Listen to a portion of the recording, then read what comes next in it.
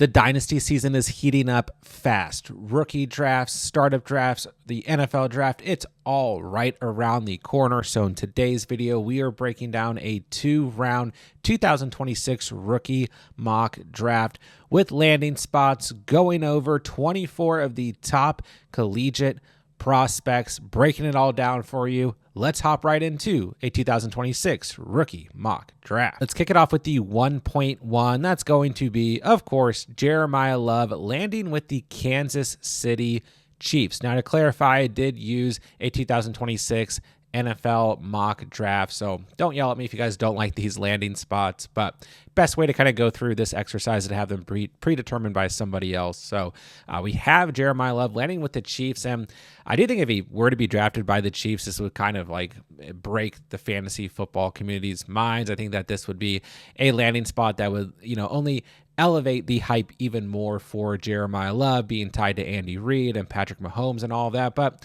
I will say, Andy Reid has kind of been known to, utilize more than one running back, but I think being the talent that Jeremiah Love is, there'd be no choice but to utilize him as an RB1. So I love this landing spot, and really regardless of what landing spot we get for Jeremiah Love, I still think he is solidified essentially in almost majority, 100% of rookie drafts next year being the 1.1 overall. If you are familiar with Jeremiah Love, this is the best running back and probably the best overall offensive player in this year's rookie draft class. I'm not going to spend a ton of time breaking him down. He's a dynamic and explosive running back who has the skill set to be a complete running back at all levels at the NFL level, has elite home run at top end speed, being that he is a former sprinter. He's a great route runner, great pass catcher, runs with a lot of patience and trusts his offensive line. He's a threat at all times with the football in his hands. Go watch this guy's tape.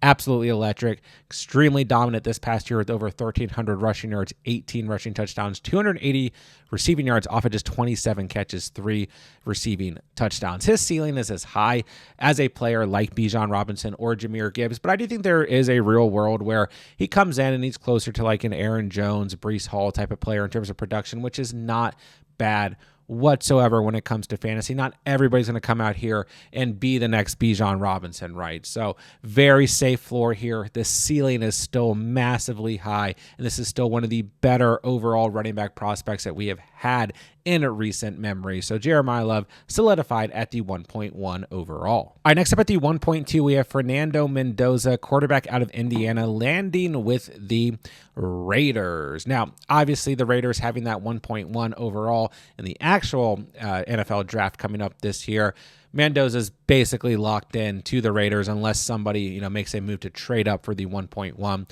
overall. I don't think at this point, we're still very early in the process, but I don't think at this point anybody sees any other landing spot for Mendoza. The Raiders are selecting at the 1.1 overall. They're going to take a quarterback, and a quarterback that has the most promise in terms of being a franchise quarterback, and that is Mendoza. So is it a great landing spot? In terms of production, not particularly. Brock Bowers is there. I think they're going to probably more than likely draft some wide receiver help. But, we do know that there's a solid run game with Ashton Jeanty, and the offensive line has a lot of issues at the same time. They're going to bring in a new offensive coaching staff, a new coaching staff in general. So there is some hope here, and Mendoza is good enough of a prospect that I still think he's really moved up to the 1.2 area. And I think you could even argue, call me crazy, there will be some rookie drafts out there this year where he goes potentially at the 1.1 overall. The last rookie mock draft we did was, a month or two ago, and I had Mendoza and Donta Moore still going early in the first round of upcoming Superflex rookie mocks. And I think at this point, that has really been solidified, especially for Mendoza.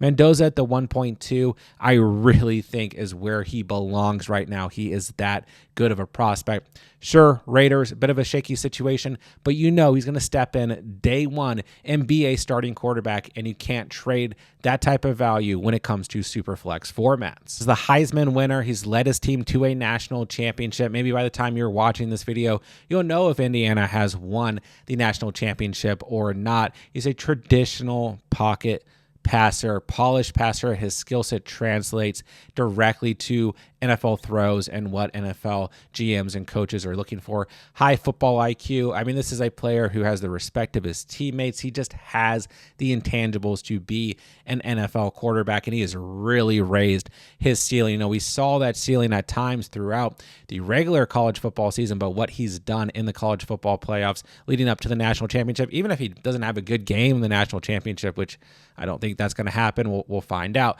He has done enough to really just rise overall in terms of not just draft stock, but also fantasy football draft stock and rookie draft stock as well. So, at the end of the day, this is the most ready quarterback in a very shallow quarterback class. So I think he's perfectly fine at the 1.2 overall. Pro comps here: Matt Ryan, Jared Goff, Kirk Cousins. This is a player who's going to stand in the pocket and make big time throws and elevate his team. So I think the floor here is very safe. I think Mendoza, for me, belongs at the 1.2 overall in rookie mock drafts. The 1.3 overall, we have Jordan Tyson, wide receiver out of Arizona State, landing with the New Orleans Saints. And I will say, I really like this spot for Jordan Tyson. I think a lot of people are starting to be more bullish on that Saints offense under Kellen Moore as the head coach. Tyler Shuck showed a lot of promise at the end of this past season, and the Saints have a need at the wide receiver position. Chris Olave is still the guy there. We know that at the end of the day, but they have a true desperate need at the wide receiver 2 spot. And, I do like a lot of the wide receivers in this draft class, but I think all of them benefit from potentially going to a situation where they can play alongside a true wide receiver 1. So I think this would be a great spot for Jordan Tyson. I think a lot of other fantasy managers out there would really like this landing spot as well. Now, I will go ahead and say these next couple wide receivers that we'll see off of the board, you could really put them in whatever order. And I do think that we're still kind of in the elite tier here leading up to the 1.5. You could really flip any of these guys based on team need in terms of whatever order you wanted to. But for me right now, I think that Jordan Tyson is the most complete wide receiver coming out of this rookie class. I really do believe he can be a number 1 wide receiver day 1, but going to a situation where there is a true wide receiver in front of him, I still think benefits him. He's a high volume target. He's ready for the NFL. He does have some lingering injury issues that could end up potentially impacting draft capital, especially when there's 1 or 2 other names very close in tier at the wide receiver position, but he's a great route runner, great lateral agility and footwork. He wants to be the go-to wide receiver at all times at pressure, to catch footballs on third downs and in big situations. It does not impact him. He's an effective playmaker with the ball in his hands. Contested catches are no problem. Great body control. Plays with confidence and aggressiveness, good ball skills and leaping ability. For me, I see kind of a pro comp of like a floor of Jordan Addison, and I'm a big Jordan Addison fan. I don't think the situation has been particularly great for him, but Jordan Addison, when healthy with a fluent thrower of the football, I think we can kind of expect that type of production. And you think of Jordan Addison playing alongside Justin Jefferson, we could see a similar type of situation there for Jordan Tyson. But Jordan Tyson as a true wide receiver 1, I think the ceiling is as high as a CeeDee Lamb caliber type of player. CeeDee Lamb, a very high caliber type of player, so maybe you could imagine a little bit lower there, but still, I think he is that good that he could raise that type of production on any given team. So Jordan Tyson here for me at the 1.3, landing with the Saints would be a great overall selection. Along to the 1.4, we have Cardinal Tate, wide receiver out of Ohio State, landing with the New York Giants. Now, if you guys have been following the channel, I'm a big Cardinal Tate fan. I arguably have Tate even in front of Jordan Tyson. Tate is a player that I would be taking a lot of shots on, and I do like this landing spot with the Giants. We know they're going to bring in a new coaching staff, going to be a little bit of a different offense this year.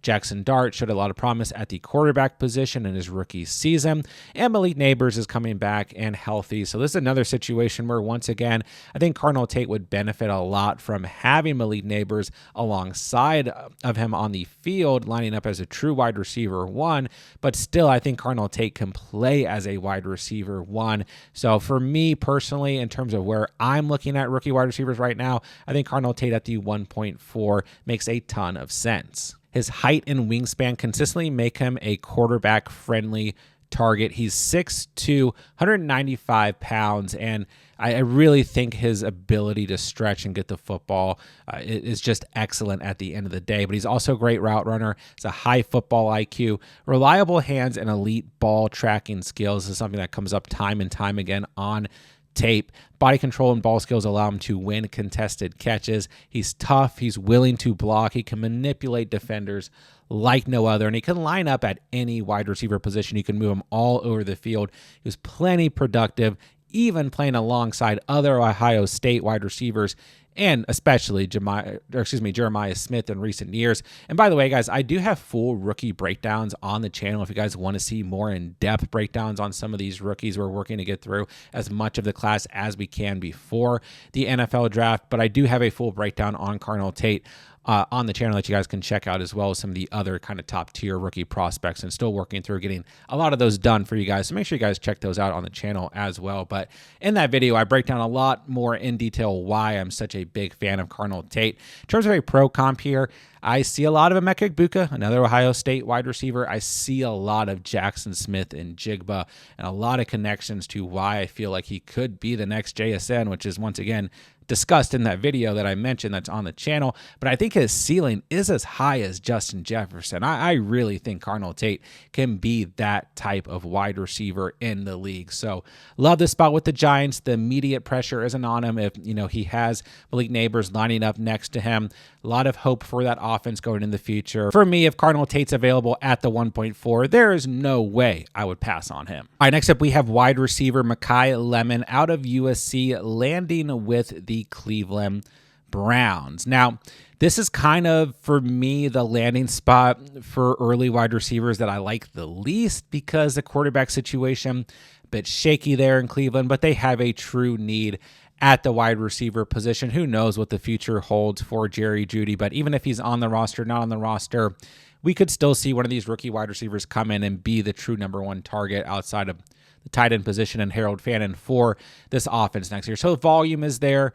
Don't get me wrong, but between me kind of still feeling like the best situation for a lot of these rookie wide receivers is to have another good pass catcher at the wide receiver position on the team, and then also the shaky quarterback situation for the Browns.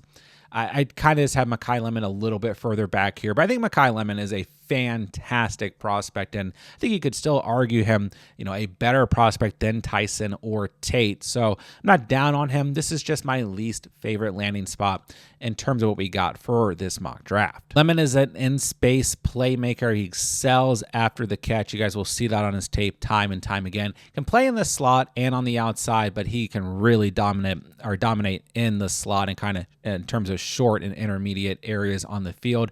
Shows a lot of toughness, has the ability to break tackles, great spatial awareness, good lateral agility, and catch show up on tape as well. He's a savvy pass catcher with very strong hands. And like I said, fearless between the hashes. He's not afraid of that dirty work, and very good route runner at the end of the day. He plays bigger than his size, which is very important for like a slot type of wide receiver. In terms of a pro comp, you're kind of in between a couple players here, like a Chris Godwin, Wan'Dale Robinson. He does have that ability to go up and get the ball and, be able to make plays in terms of playing on the outside. But then you see a lot of stuff on tape that reminds you of like an Amon-Ra St. Brown, where he's playing tough, bigger than his size in the slot, and really working the short and intermediate areas of the field as well. So a couple different directions here, but I think that he is still an NFL ready wide receiver at the end of the day, and one of the more elite prospects in terms of this rookie draft class. So don't love the landing spot here for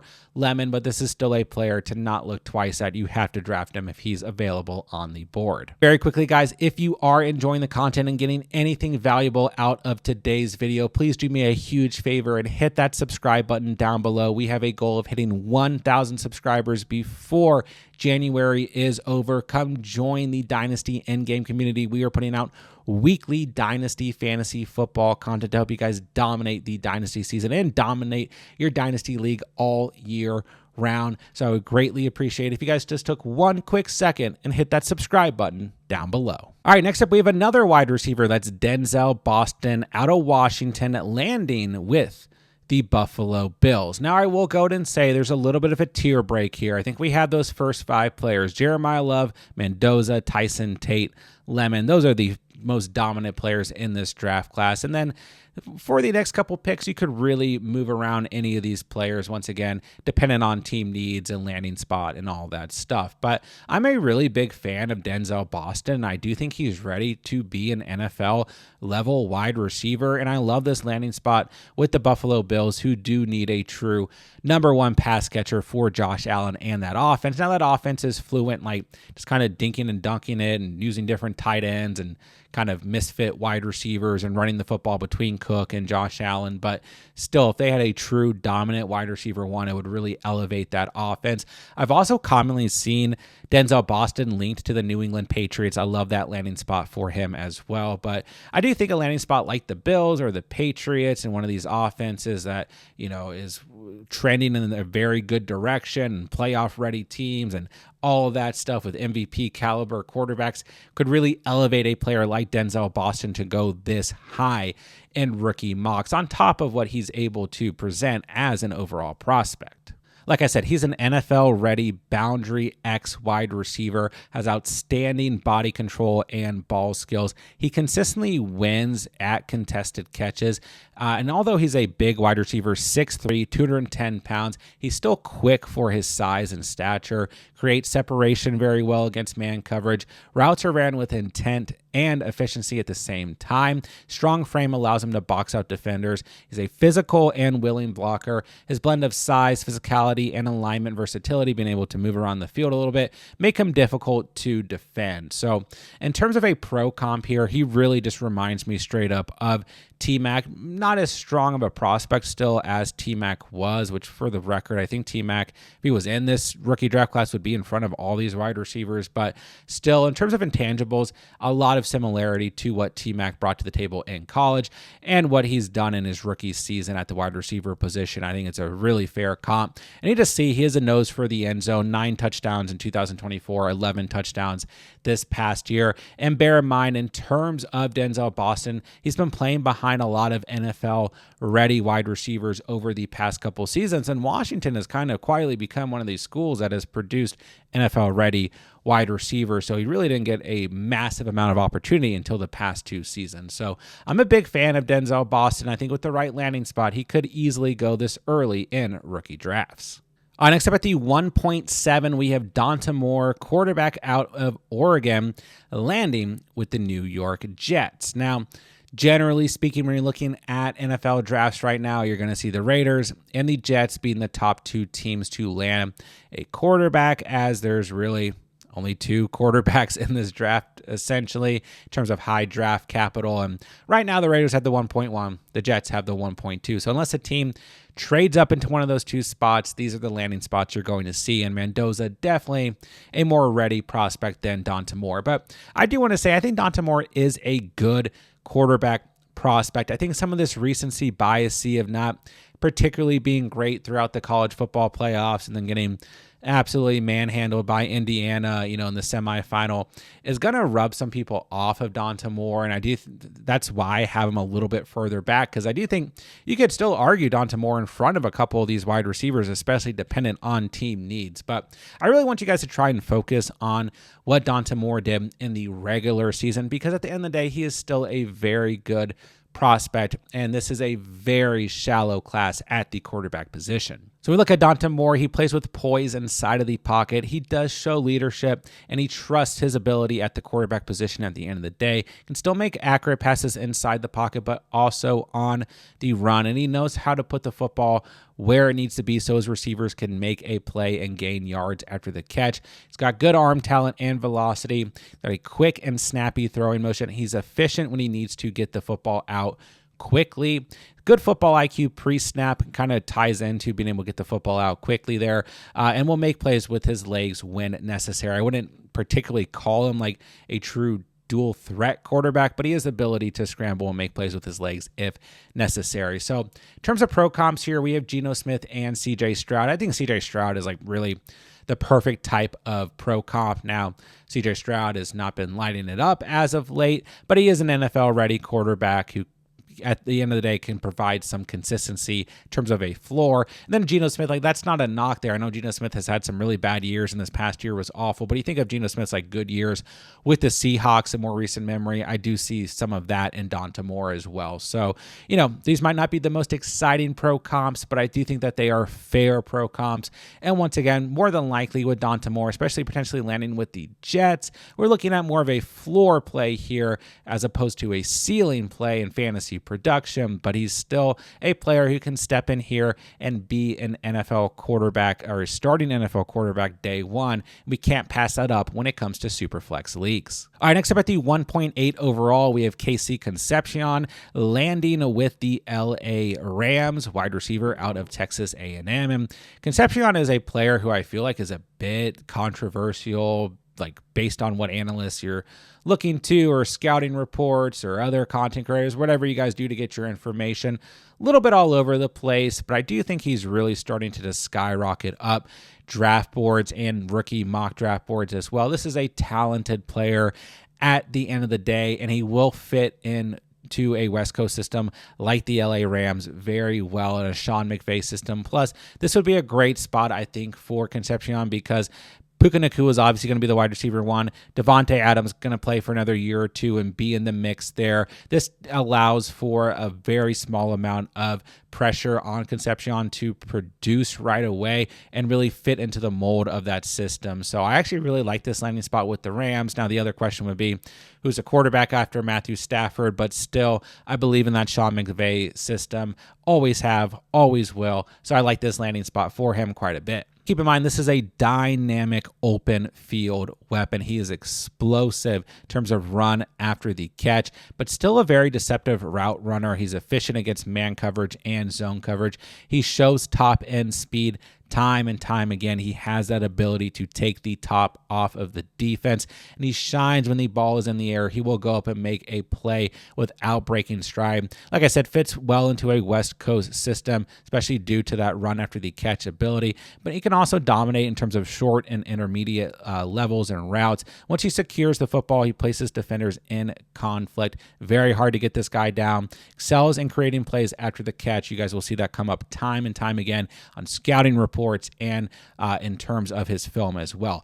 Pro comps here, Jayden Reed, a guy who can kind of do it all, be used as like a Swiss Army knife type wide receiver. Luther Burden is, a player that you guys will see a lot of pro comps to when it comes to Concepcion, and I think that's a really good pro comparison. Luther Burden walked into a situation with Rome Odunze with Rome Odunze and DJ Moore in front of him. Took a little bit of time to get going, but we've seen Luther Burden really shine in that system. If Concepcion were to land with the Rams, I could see a similar type of situation.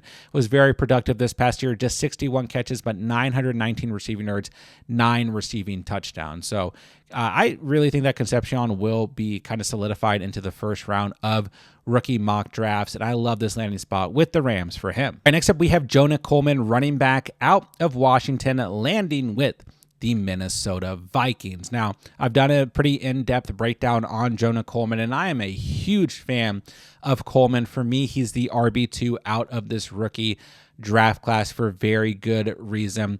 This is a player who, if he walks into a situation like the Vikings where they need a true RB1, he can take over day one and be ready. But even if there's players there like an Aaron Jones or Jordan Mason or whatever, who give him a little bit of time to get going in that system, I still think that's fine as well. But make no mistake, Jonah Coleman is an elite prospect at the running back position, and I think he is NFL ready. This guy just bowls through defenders with no problem. He's got a very strong frame. His BMI is off the charts. He is a big running back, only 5'9", a little bit shorter, but he's 229 pounds. This guy does not go down on first contact. Very hard to tackle, possesses the leg strength to stay on his feet, but he's still a creative runner and a chain-moving running back with elite vision. He runs with patience and vision. His feet never stop moving. He's always searching for more space to work.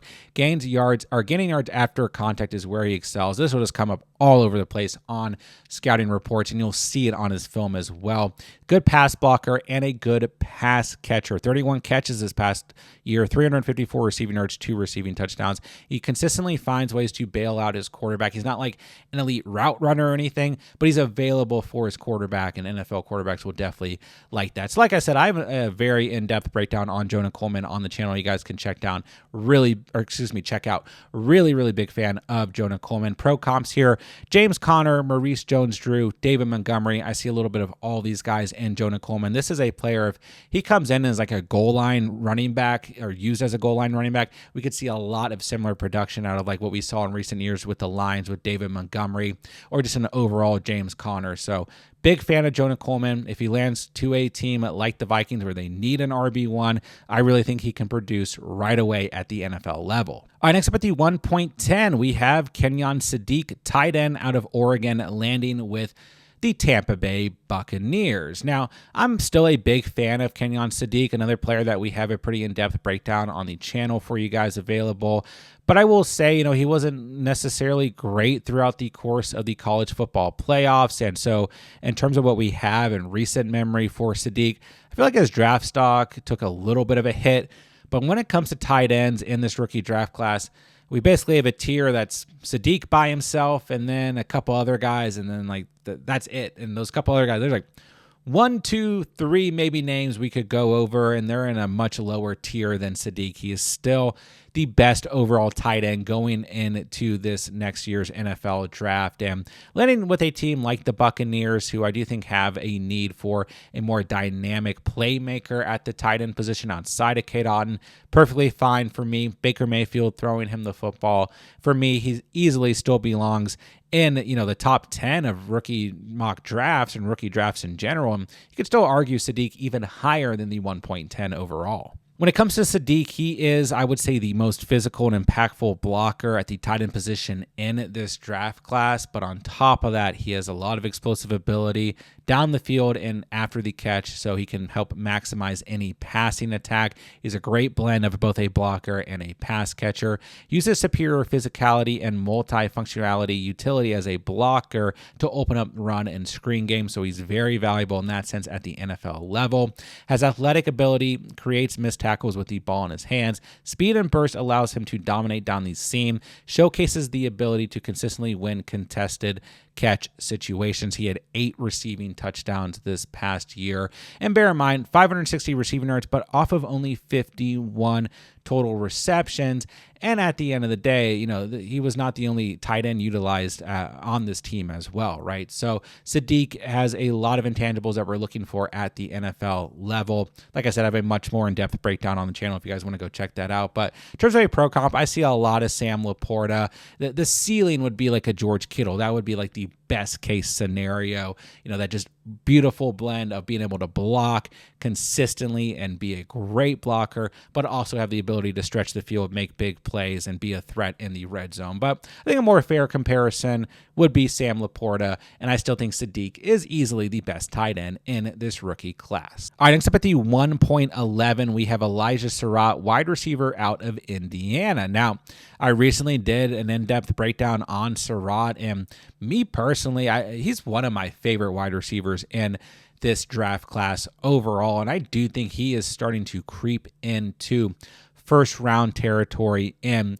rookie mock drafts, but landing spot will be important here, I think, at the end of the day, because kind of from the 111 to like the 2-4 area, we have a lot of discussion, a lot of players that could be moved around, and landing spot draft capital is going to be very important. But I am high enough on Surratt that I think he is perfectly fine to take at the 111 overall. And in that breakdown that I did, I talked a lot about how Surratt could really elevate his draft capital and dynasty draft capital if he's really performing in the in the college football playoffs. And he's basically dominated throughout the course of the college football playoffs, although all of Indiana has essentially dominated. He has been finding the end zone consistently. He's making big catches. He's available time in and time out when Mendoza's looking his way. I'm just a big fan of Surratt, and I love this landing spot with the Broncos, being able to line up alongside Courtland Sutton, maybe get some competition from Troy Franklin, whatever it may be. But still, this is a system that could really utilize his skill set. He actually reminds me a lot of Courtland Sutton, so I think he's the perfect type of like mentor, veteran wide receiver for Surratt. But yeah, I'm high enough on Surratt that at the 111, I would take a chance here all day long. It's a player that can combine strong hands, route running, and an infectious desire to make impactful plays time in and time out. Has a strong nose for the end zone, played with 3 different colleges throughout his collegiate career, 8 or more receiving touchdowns in each of the last 4 years in college. He will find, not just find the end zone, but make big plays in the end zone as well. He's a trusted receiver when it comes to the potential to score touchdowns. Controlled and crafty route running, still a good route runner at the end of the day. Can work across the field and excels at end-breaking routes. Comfortable playing through contact during his routes. Has strong hands, patience, and body control, which all allow him to win on routes and in the red zone. Reliability in late game situations has become Surratt's calling card. This is a player that wants the football on 3rd down, on 4th down, when the team needs to win in the 4th quarter, when the team needs to score. This is a player that had 2 game-winning touchdowns this year against good competition. He's an NFL-ready wide receiver in my eyes, especially if he can walk into a situation that benefits him. So I love this landing spot once again with the Broncos. I'm very high on Surratt. You guys can go watch my in-depth breakdown on the channel if you guys want some more information here. But in terms of a pro comp, Keenan Allen, Courtland Sutton, Nico Collins, these are the type of wide receivers that really remind me of Surratt. Keenan Allen especially, using that high football IQ to win routes, to find the ability to score time in and time again. Then just Courtland Sutton in general, like a guy can go out or go up and get the football in the red zone and win almost all the time. Then Nico Collins, I feel like, is a blend of those 2 guys. So this is a player that I cannot say enough good things about. As long as he stays healthy and Mendoza stays healthy in the national championship, these are 2 players that I think can easily go very high in the first round of rookie mock drafts. All right, next up at the 1.12, finishing up the first round, we have Jadarian Price, running back out of Notre Dame, landing with the Washington Commanders. Now, I'm a big fan of Price. He obviously played behind Jeremiah Love, and where he goes in rookie drafts, kind of all over the place. But I have seen a lot of fantasy managers really keen on a potential rookie running back going to the Commanders. Now that situation kind of up in the air. Is Bill good enough? He showed some flashes against kind of poor defenses at the end of the year. And, obviously they're going to have a new offensive coordinator, be a little bit of a different offense. Jaden Daniels should be back and healthy this year. So some people really like that situation for a potential running back. But we'll kind of see how things shake out. They could also look to, free agency, then continue to try and use a guy like Ja'Cory Crosky-Merritt.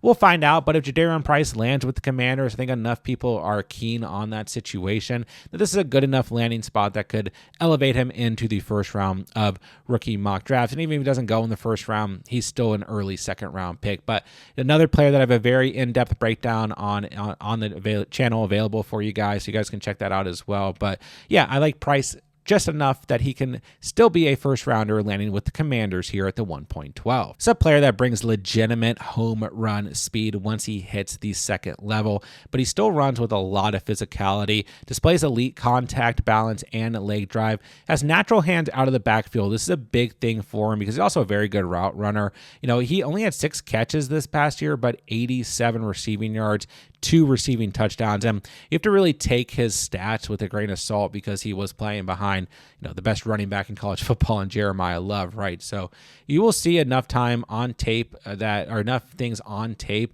time and time again that make you feel like Price is an NFL-ready running back. Demonstrates outstanding vision for cutback lanes, shows special teams value as a dangerous kickoff returner, plays with controlled aggression between the tackles, and has excellent ball security. So I see a lot of Travion Henderson and Jadarian Price. Price, and kind of some similarities there too, with Henderson playing alongside Junkins, Price playing alongside Jeremiah Love.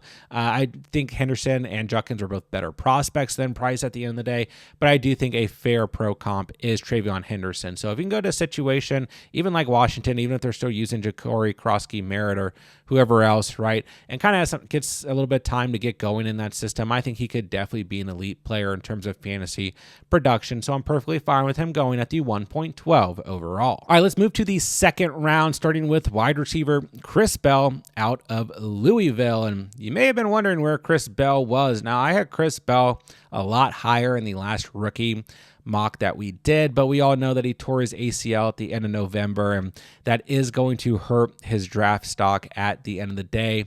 Maybe not too badly, but we don't really know. Things are up in the air, a bit unclear. But I will say, if healthy, I do think Chris Bell is good enough to go in the first round of rookie drafts. We just don't know, like, is he even going to be ready for the combine? Is he going to sit it out one way or another? When is he going to be, fully healthy and able to practice? Should be ready to go for week one, but it's just like there's a lot of murkiness here. But Chris Bell is a very good wide receiver prospect, and if it wasn't for the injury, would be in the mix for the first round undoubtedly. Sorry, I forgot to mention, I think that he's landing with the Miami Dolphins here, so obviously they're going to have a new head coach, new offensive system, not that the last one was particularly maybe the problem with this team. Nonetheless, Jalen Waddle in front of him, this would be a great landing spot for him to kind of ease into things and still play as a productive wide receiver, even if the quarterback situation's a bit shaky here. Dolphins have a true need for a number 2 wide receiver, and the production could certainly be there at the end of the day. So if we take the ACL issue out here, he's a physically imposing receiver who puts defenses in conflict after the catch, welcomes contact. He possesses a physical and dense frame, 6'2", 220 pounds. He's an explosive athlete after the catch, excels at locating and occupying free space in the middle of the field, possesses good ball skills and hand-eye coordination. His alignment versatility is there. He can line up different spots on the field and displays very good football IQ. So I do see a lot of Deebo Samuel in him, but I not necessarily like that gadget type Deebo Samuel that you think of, but like this Deebo Samuel is a wide receiver or nothing else, if that makes sense. And I do think his ceiling is as high as a player like A.J. Brown. In terms of just pure production, don't think about recency bias here and A.J. Brown dropping footballs in the playoffs or whatever. Just think about A.J. Brown overall as a wide receiver who's been a very productive wide receiver in fantasy football. So yeah, the ACL issue really sucks here, but I still think Chris Bell is one of the better names at the wide receiver position overall in this rookie draft class. All right, moving to the 2.2, we have Chris Brazzell, wide receiver out of Tennessee. And this is a player that I really, really like. He's landing with the Pittsburgh Steelers here, who have a need at the wide receiver position in terms of a wide receiver 2 coming in here now. Quarterback situation up in the air. Are we going to see Aaron Rodgers return? Are we going to see him retire? Who knows? We'll talk a little bit more about that in a minute here, but we know that there's a true need for a wide receiver on this team, and the production could ultimately be there. And this is a player that I think is still good enough to go in the first round of rookie drafts. I think this is a player who has a lot of intangibles that NFL teams are looking for. 6'5", 200 pounds, an explosive playmaker who has the potential to contribute at the NFL level right away, but still has great top end speed that allow him to win on vertical and downfield routes. Explosive athlete, has a great length, big wingspan here to go up and get footballs. Proficient in attacking leverage and different defensive alignments. Tracks the ball with good vision and patience. Does not panic when the ball arrives in contested catch situations. Creates space and separation at the break point of his route. So once again, another wide receiver that reminds me a lot of Courtland Sutton. He had 9 receiving touchdowns this past year, over 1,000 receiving yards off of just 62 catches. I've also commonly seen him compared to Mike Evans, and I do see a lot of Mike Evans in his game as well. So don't love this landing spot with the Steelers particularly, so I think it pushes him back a bit, but this is still a wide receiver that is good enough to go earlier in rookie drafts, and overall a wide receiver that needs to be on your radar going into the dynasty season. All right, next up at the 2.3, we have Emmett Johnson, running back out of Nebraska, landing with the Houston Texans. Now, if you guys have been following the channel, I'm a huge Emmett Johnson fan. I cannot say enough good things about Emmett Johnson. He has a lot of, our talents and traits that I think translate very well into fantasy football production, but I don't love this landing spot with the Texans, particularly because I do think that they're going to continue to utilize Woody Marks as the RB1, especially as we've seen some success in the NFL playoffs for Woody Marks, at least early in the NFL playoffs. Like, he's kind of earned the right to be the RB1 there, but I would say guys like Nick Chubb and Joe Mixon will be out of the mix next year, and Emmett Johnson could still have a lot of production alongside a player like Woody Marks, who does have some injury history. So, yeah, I can't say enough good things about Emmett Johnson. He's one of the first rookies we did an in-depth breakdown on the channel on, so you guys can go check that out. But here at the 2.3, I think is fine due to the landing spot, but I will say once again, I think Emmett Johnson can go in the first round of rookie drafts, dependent on landing spot and overall draft capital. He was easily one of the best and most impactful running backs in college football this past year. He's a quick, decisive runner who can be a weapon in the passing game. The offense can rely on him. An offense can run through him and utilize him as part of the game plan with no issue whatsoever. Great vision at the end of the day, but also a very creative runner stemming from that great vision he has. Takes what the offensive line gives him, but his speed and electric footwork allow him to create additional space. Runs with a low center of gravity and has great contact balance. So, ironically, I do see a lot of Woody Marks in Emmett Johnson is kind of like a floor type scenario here in terms of a pro comp, but his ceiling, I think, is as high as Devon Achane. We talked about that in the in-depth breakdown I did. He had over 1,400 rushing yards this past year, 12 rushing touchdowns, 370 receiving yards, 3 receiving touchdowns. Go watch this guy's tape if you haven't yet. He is a very, very talented running back and a player who could have a lot of production when it comes to fantasy football. So, not my favorite landing spot here, but I cannot say enough good things about Emmett Johnson. Next up at the 2.4, we have Skyler Bell, wide receiver out of UConn, landing with the Atlanta Falcons. Now, the Falcons, obviously a team, going to bring in a new coaching staff. The offense going to look a little bit different this year, hopefully, but they have a lot of dynamic playmakers, and they always have that potential to be a very productive offense when it comes to fantasy. You know, not just looking at guys like Bijan Robinson and Drake London. They have the potential to be a real threat when it comes to their offense if they can get everything together and get the quarterback play to be a little bit more consistent. And they have a true need at the wide receiver position behind Drake London, and Drake London has also had a history of injuries. And I think Skyler Bell right now is a really underrated wide receiver when it comes to this rookie draft class. So I like the landing spot here a lot to kind of propel him a little bit higher in the second round. But in general, I do think that Skyler Bell is very underrated right now. So I think at the 2-4, this pick makes a lot of sense. Coming out of a small school, but he's still a wide receiver that possesses the skill set to translate smoothly to the NFL, playing out of the slot, but he's not just limited to the slot at the end of the day. Can line up in terms of different areas on the field and create some mismatches based off that. Offers a lot of yards after the catch ability. He's a good route runner. He creates natural separation from defenders. Displays a high football IQ. Reads defensive leverage well post snap.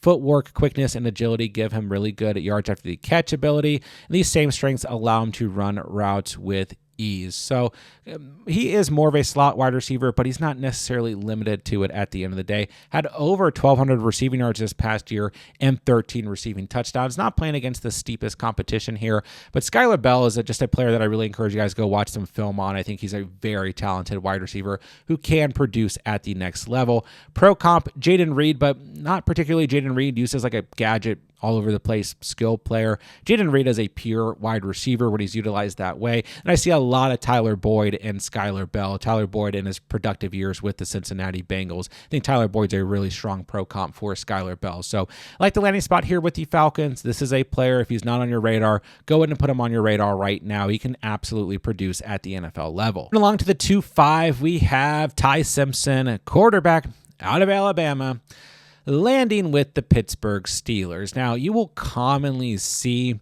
Ty Simpson linked to the Steelers, being that they're drafting later in the first round, and Ty Simpson is probably the only quarterback who's going to be available. Now, I will say at the time I'm recording this, there are some rumblings of Ty Simpson getting some offers to return to the transfer portal, return to school next year.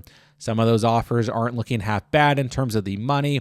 And Ty Simpson is also a player who really didn't help his draft capital in the college football playoffs, got benched against Indiana essentially, and has had some injuries towards the end of the season, and is just not particularly a complete quarterback prospect. But there's a lot of quarterback needy teams going into this draft, and Ty Simpson is still, I would say, the third best quarterback basically solidified in this rookie draft class. And the Steelers, whether Aaron Rodgers retires or doesn't retire, they're going to have a need at the quarterback position. And once again, that is hard to pass up when it comes to Superflex formats. We take away like kind of some of the end of the season and the issues. Let's just try and focus on the strengths here. He has shown poise, pocket navigation, and accuracy, excels at working quick passing plays like stick and spot concepts, has a strong feel for pressure firing off of the edges. Simpson's ability to control second and third level defenders with his eyes has been strong.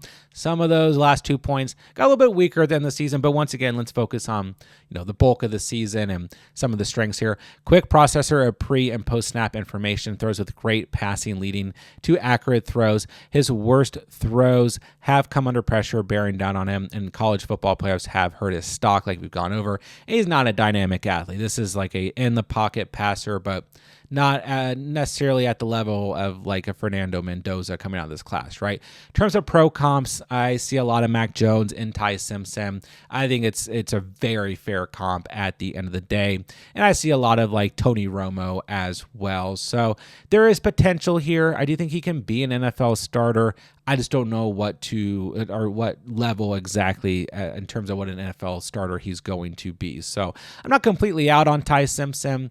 I'm not in love with the landing spot. And I think once again, you will just see Ty Simpson so many times drafted in mocks to the Steelers. I don't even know if that's going to happen, right? And there's even a world where Ty Simpson goes a lot earlier in the NFL draft than some people are anticipating right now because just based off necessity and need. There's only, once again, so many quarterbacks, and he's still, I think, the third best quarterback in this draft class. He just had the potential to propel himself higher in terms of his draft capital and rookie draft capital as well, and did not do that. So Ty Simpson landing with the Steelers, I think, is a perfectly fine selection to go ahead and take the chance on at the 2.5. All right, next up at the 2.6, we have Jacoby Lane, wide receiver out of USC, landing with the Jets. Now, I will say I really like Jacoby Lane. He's a prospect that's really kind of moved up in terms of, wide receivers that I'm looking at right now, and a player that I just like right now. I'll put that out there. And I think that this landing spot with the Jets is actually a good landing spot, coming in with a rookie quarterback and to be able to develop that chemistry from day one, but also playing alongside a true wide receiver one in Garrett Wilson. So I think this is a good landing spot. I like Jacoby Lane. I think he could go even earlier in rookie drafts as well. So let's go and take a look at some of his strengths in terms of what he brings to the table. He excels in the red zone, has body control that allows him to snatch contested catches, aggressive hands, and confidence in traffic. He attacks the football. He is not afraid of going up and getting the football. He's a fluid athlete that blends that with being physical. Large frame allows him to box out smaller players. He's 6'4", lacks deep speed, and will fit best in offense that plays to his strengths. So, he's playing a little bit better in terms of intermediate and shorter routes, but he is also just not afraid to go up and get the football. Tracks the football well, shows signs of a true possession wide receiver. So he only had 4 receiving touchdowns this past year, but back in 2024 had 12 total receiving touchdowns. And bear in mind, we talked a lot about Makai Lemon much earlier in the video. He was playing alongside Makai Lemon, who was ultra productive this past year. So those 745 receiving yards you see off of just 49 catches, 15.2 receiving yards per catch, certainly not bad. And these are kind of stark comparisons, I won't lie to you guys, but I think he has the potential to be a player like a T. Higgins or like a Devontae Adams who consistently wins those contested catches on short and intermediate routes, and that really allows them to be true red zone threats throughout the course of their NFL career. So these are like best case pro comps, but I do think he is talented enough to reach that level. I like the Jets as a landing spot, coming in with a rookie quarterback, playing alongside Garrett Wilson. So Jacoby Lame, a player that could go much earlier in rookie drafts. I've really grown to be a big fan of him, but for now we have him kind of in the mid round of the second round. Moving to the 2.7, we have Kaytron Allen landing with the Dallas Cowboys, running back out of Penn State. Now, I do have some questions. Are the Cowboys going to bring back Javonte Williams? Are they not? But either way, I think they have a need at the running back position. And let's face it, anytime the Cowboys are tied to a running back, that running back, or I guess I should say drafting a running back, that rookie running back gains some steam when it comes to fantasy football. And Kaytron Allen is a great prospect. So let's just go ahead and move to some of his strengths. Downhill bully ball running style that is suited to play as an early down power back in the NFL. He runs with a ton of power, but also patience and has urgency to run into the second level. Possesses great patience. You guys will see patience just come up a lot in his overall college reports and scouting reports.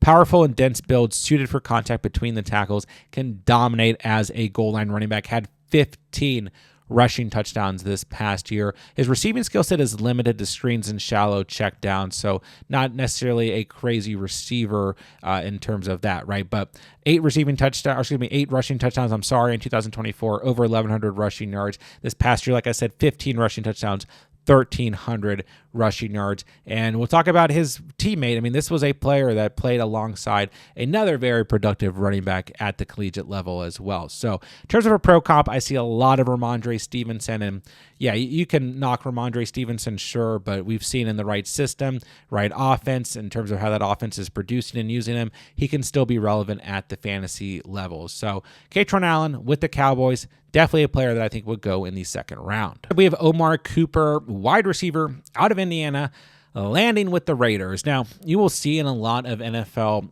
mock drafts, you will see Omar Cooper or Elijah Surratt, who we talked about earlier, being linked to the Raiders, them bringing in Mendoza at the quarterback position and bringing in one of his teammates at the wide receiver position. And I'm a huge fan of Surratt, like we went over, but I'm still a really big fan of Omar Cooper, who was still very productive this past year and one of, if not the best passing attacks in all of college football. So coming into the league with a team that has a true need at the wide receiver position, with his former teammate at the collegiate level, I like this landing spot quite a bit with the Raiders for Omar Cooper. He was still one of college football's toughest and most clutch wide receivers this past year. He's a proven, versatile target who does the dirty work, fearless competitor who's not afraid of contact or making collision catches, has the ability to generate yards after the catch, and opens up diverse ways to deploy him as a part of the offensive game plan, or I should say that opens up ways to do that for him, right? Exhibits outstanding body control when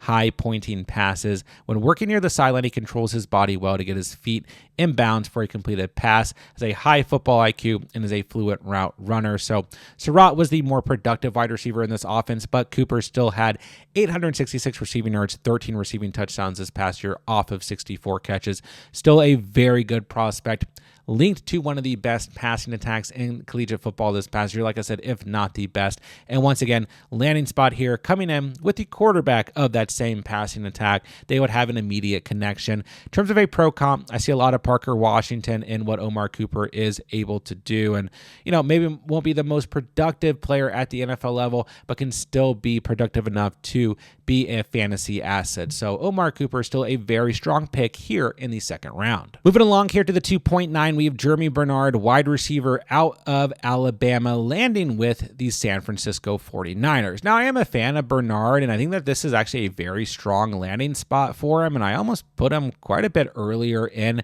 this rookie draft, but I think at the end of the day, there are just a lot of players we could move around here, but I do think he would fit well into a West Coast system like the San Francisco 49ers, and that Kyle Shanahan system could really open up things for Bernard. I think he could quite frankly be a steal here at the 2.9, even playing alongside other fluent pass catchers like Jawan Jennings, Ricky Pearsall, when healthy, and George Kittle when healthy. You should probably put when healthy next to any 49ers player. But yeah, I like this landing spot quite a bit for Bernard. Let's take a look at some of his strengths. A physical and intelligent wide receiver who gives defenses fits working in the middle of the field. Complementary weapon alongside an established number one wide receiver in the NFL. I do think that's important. I do think Bernard would need to go to a system where there are other playmakers in front of him. So the Niners, once again, a good landing spot. Physical playmaker with good acceleration in the open field. Refined route runner with precision cuts and high football IQ. Displays strong and reliable hands to pluck the football away from his frame. Does not possess great top end speed. So 862 receiving yards this past year, 7 receiving touchdowns, 794 receiving yards the previous year, 2 receiving touchdowns, but also 3 rushing touchdowns over the past 2 years. So this is a player that I see a lot of Deebo Samuel in. And we kind of talked about Deebo Samuel as a comp earlier as like just a wide receiver. Think about Deebo Samuel when he's utilized kind of all over the field and in different ways. Maybe that hasn't been in past recent memory, but still what he can remember, that version of Deebo Samuel, I see a lot of Jeremy Bernard in that sense. And once again, I think the Niners a perfect fit here. I would really like him on a team like the Rams as well, in one of these West Coast systems, a Kyle Shanahan, Sean McVay type system. So great landing spot here for Bernard, and I think he could end up being a steal in the second round of rookie mock drafts and rookie drafts in general. Here at the 210, we have our second tight end. That's Eli Stowers, out of Vanderbilt, being the only other tight end we'll see in the video. And I do think he is the second best tight end who, in terms of potential for fantasy football, has the intangibles to produce when it comes to what we need for fantasy football. So I do like Stowers. I do think he is my tight end 2 coming out of this rookie draft class as things stand today. Lands with the Eagles here, who, do have Dallas Goedert there. Goddard had a lot of involvement in the offense this past year, but also he is aging, and they're going to have a new offensive coordinator this year. At least if you're an Eagles fan, I hope they have a new offensive coordinator this year. I guess we'll find out. But nonetheless, here, I think this is a good enough landing spot, can play alongside Goddard. I still think this is a player he's not completely polished, could benefit from there being a true tight end in front of him. He's an electric vertical threat who decimates the seam with legit speed. He's 235 pounds, 6'4", big football player, but you will see speed show up on his tape. The defense has to be aware of his presence on every snap because he can line up and block, not as well as a player like Kenyon Sadiq, but he can. And at the end of the day, he's a natural pass catcher with soft hands and has a high football IQ, being he's a former quarterback. He really understands defense as well. So defenses really have to account for this guy because he finds creative ways to make sure he's open and able to get the football, create separation well, but he's dangerous after the catch, shows tremendous body control when working the boundary, and he's a versatile chess piece who can align anywhere in the formation. So in terms of a pro comp here, I see a lot of Michael Mayer. I do think Mayer was a bit of a better prospect, but Mayer has shown, when Brock Bowers isn't healthy, right, and he has a fluent offense and someone fluent throwing him the football, that he can produce. So I see a lot of a lot of Michael Mayer and Eli Stowers. Had 769 receiving yards this past year, 4 receiving touchdowns, 638 receiving yards the previous year, and 5 receiving touchdowns. So in terms of looking at a player who can give us what we need in terms of reception, receiving yardage, potential to score, but also some of the intangibles that NFL teams are looking for at the tight end position, ability to block well, but also translate into a pass catcher, I think it's all there for Eli Stowers. So like I said, as things stand right now, he's my tight end 2 in this rookie draft class overall, and I still think he's a player that should go in the second round of rookie drafts. All right, at the 2.11, we have Antonio Williams, wide receiver out of Clemson, landing with the Baltimore Ravens. Now, I do really like this landing spot. I think like any wide receiver tied to the Ravens it's a landing spot that will impact their draft capital in dynasty fantasy football positively, as they have a need for pass catchers, really just looking at Zay Flowers and Mark Andrews there.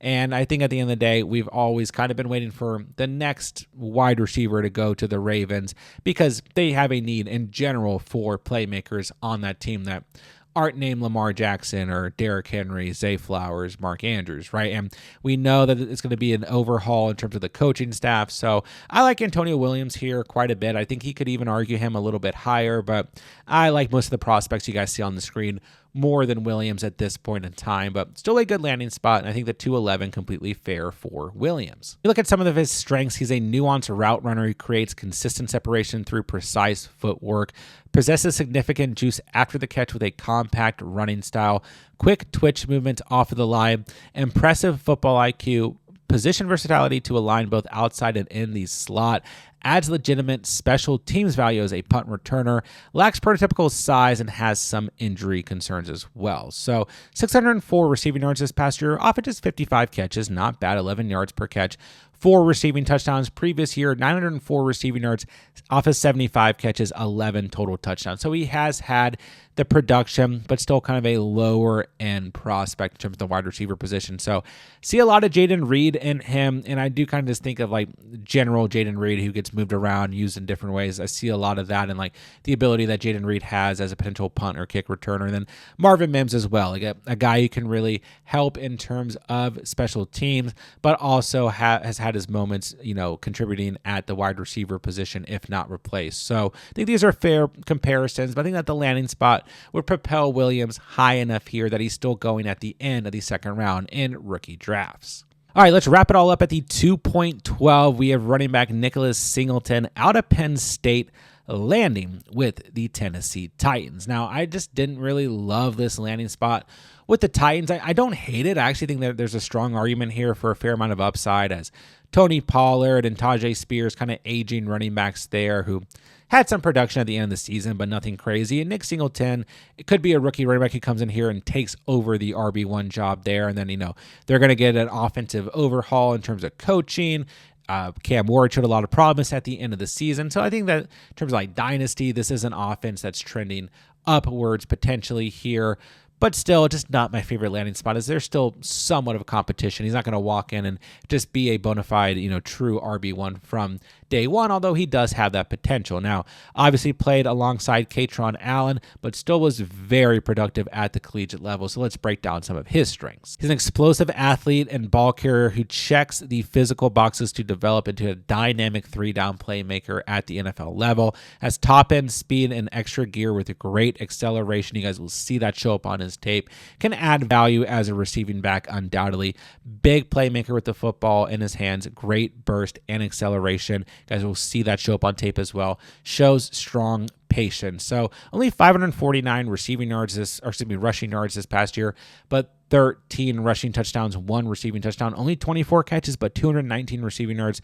Certainly not bad. Over 1,000 rushing yards in 2024, 12 rushing touchdowns, 5 receiving touchdowns. And bear in mind, you see the same thing with Kaytron Allen. These are both guys who've had long collegiate careers, regardless of school, where they've been, regardless of who they were playing alongside, have shown production. And so Nicholas Singleton, you have to kind of take some of these stats with a grain of salt because he was played alongside Kaytron Allen. So see a lot of Braylon Allen. I think Braylon Allen is really the perfect comp. Like if we had Braylon Allen as a true RB1 playing healthy, I think that's a lot of what I see in Nicholas Singleton. But I also see some Quinshon Judkins in his game as well. So I really like Singleton. I don't love the landing spot here, but I do think he's a player who could go anywhere in the second round of rookie drafts. Once again, based on landing spot and draft capital. There you guys have it, a 2-round Superflex rookie mock draft with landing spots. There are still plenty of players that I think are good enough to bleed into the second round of rookie drafts. So don't worry, we're going to continue to do plenty of evaluation for you guys, breaking down rookies here on the channel and putting out more rookie draft and startup draft content for you guys so you guys can dominate your dynasty season. As like I said, things are only beginning to heat up. So make sure you guys are subscribed down below so you can check out all the content throughout the rest of the course of the dynasty season. And while you're down there, if you have any dynasty fantasy football questions whatsoever, please drop them. I'm happy to help you guys in any way that I can. And like I've already mentioned, be sure to go check out all of our dynasty content that we have here on the channel. We're putting out weekly dynasty content to help you guys dominate your fantasy football league. So you can check out all of that content here on the playlist.